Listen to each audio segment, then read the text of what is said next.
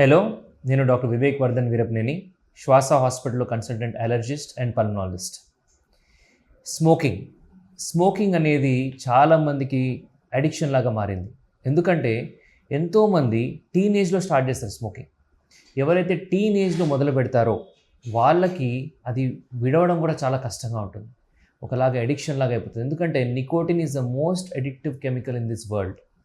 So దాని నుంచి బయటపడడానికి చాలా కష్టపడుతూ ఉంటారు, ప్రయత్నిస్తూ ఉంటారు. అయినా కానీ చాలామంది ఫెయిల్ అవుతుంటారు. ఫెయిల్ అయినా బాధపడాల్సిన అవసరం లేదు. ఎందుకంటే మెడిసిన్స్ ఉన్నాయి. స్మోక్ అనేది క్విట్ చేయడం కోసం మీకు బలమైన సంకల్పంతో పాటు మెడిసిన్స్ కరెక్ట్గా యూజ్ చేసినట్టయితే గనక స్మోక్ని మనం వదిలేసే అవకాశం ఉంది. అది ఏ ఫామ్ ఆఫ్ టొబాకోనా కావచ్చు. నికోటిన్ని మీరు జయించగలరు. సో ఖచ్చితంగా మీకు స్టాప్ చేయాలి అని ఉంటే ఒక మంచి పల్మనాలజిస్ట్ని సంప్రదించండి. దాని ప్రకారం ఆ నికోటిన్ డీ అడిక్షన్ థెరపీ అనేది స్టార్ట్ చేయడం జరుగుతుంది.